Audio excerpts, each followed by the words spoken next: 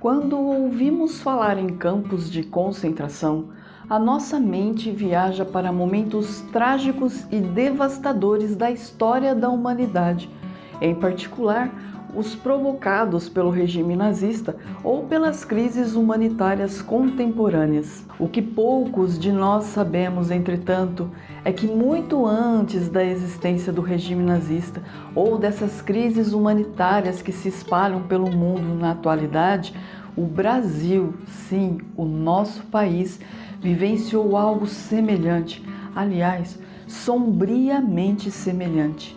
Em 1915, o Nordeste brasileiro enfrentou uma seca devastadora, uma verdadeira tragédia climática que mudou para sempre vidas e histórias. Famílias inteiras tiveram de deixar suas casas, seus sonhos, suas raízes em busca de um fio de esperança para sobreviverem. No Ceará, a dureza da seca não foi diferente das outras regiões do Nordeste. As famílias deixavam suas casas, vagavam pelo sertão levando seus pertences e a capital, Fortaleza, parecia ser uma promessa de salvação, um destino mais do que certo. A realidade, porém, foi outra. Em lugar de encontrar abrigo e acolhimento, esses sertanejos foram colocados em campos de concentração improvisados, cruelmente chamados à época de currais do governo, um lugar de dor e abandono, mas também de luta e resistência. É nesse cenário de desafio extremo, onde a dor e a esperança caminham lado a lado, que se desenrola a história que vamos explorar no repertório desse mês.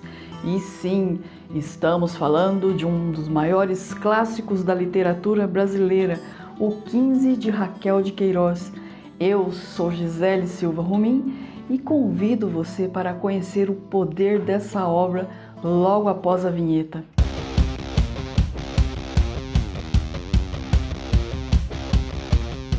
Raquel de Queiroz, nascida em 1910 em Fortaleza, era uma mulher à frente do seu tempo. Escritora, jornalista, tradutora, dramaturga, fez parte do movimento modernista na literatura, em particular o da segunda geração. O modernismo brasileiro tem como marco inicial a Semana da Arte Moderna de 1922. Tratava-se de uma revolução que rompeu com as tradições europeias e trouxe uma nova forma de enxergar e narrar o Brasil. Foi de fato um movimento que abraçou nossas raízes e celebrou nossa diversidade. A segunda geração do modernismo, em que se destaca Raquel de Queiroz, trouxe o sertão para o centro do palco literário com narrativas fortes que denunciavam as desigualdades sociais que assolavam e ainda assolam nosso país. A história de O 15 nos transporta para o ano de 1915, em meio à seca, em particular para a zona rural de Quixadá, interior do estado do Ceará. Na narrativa, vamos acompanhar as histórias de Conceição e de Chico Bento e sua família, duas histórias que correm em paralelo, mas que se conectam ao final. Ao visitar a fazenda em que vive a avó, Conceição se depara com os impactos da seca, plantações arruinadas e animais morrendo de fome e de sede.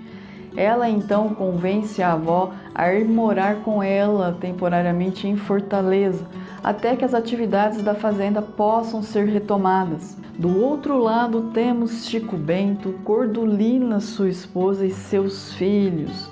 No auge da seca, essa família precisa abandonar a fazenda em que trabalhavam, levando consigo seus poucos pertences.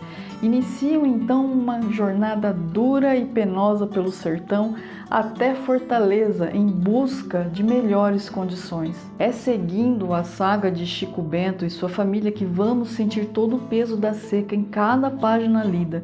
Por estradas secas e poeirentas, eles enfrentam a fome, a sede e a morte para depois, na capital, se depararem com as condições subhumanas dos campos de concentração. E aí, meus amigos, estão curtindo o repertório desse mês? Eu espero que sim.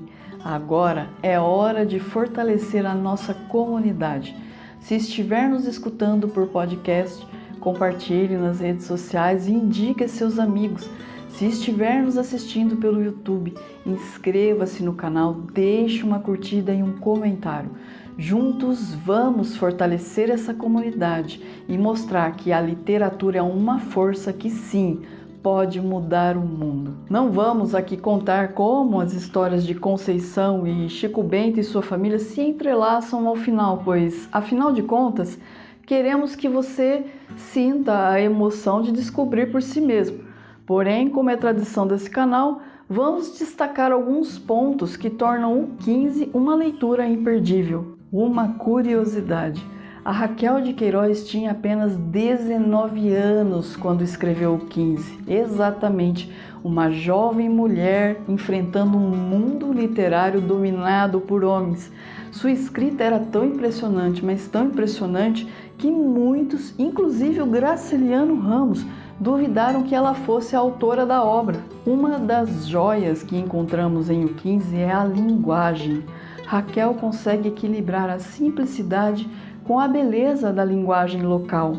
Isso torna a narrativa cativante a ponto de nos sentirmos dentro da história, caminhando lado a lado dos personagens. Aliás, Raquel de Queiroz nos dá muito mais do que personagens, ela nos dá pessoas.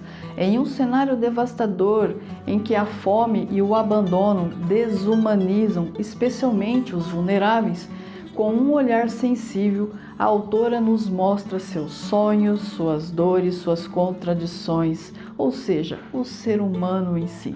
O 15, portanto, é muito mais do que uma obra literária. É um chamado para refletirmos sobre as injustiças sociais que moldaram o Brasil e que ecoam até os dias atuais.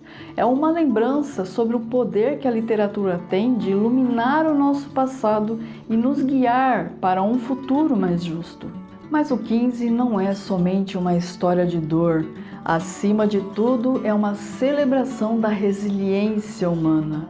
Através dessa história, somos lembrados de que, mesmo nas condições mais adversas, somos capazes de resistir, recomeçar e florescer, assim como o sertão, que após uma grande seca, sempre renasce com as primeiras gotas de chuva. Eu agradeço a todos que chegaram até aqui comigo no final desse episódio. Um super beijo e até a próxima!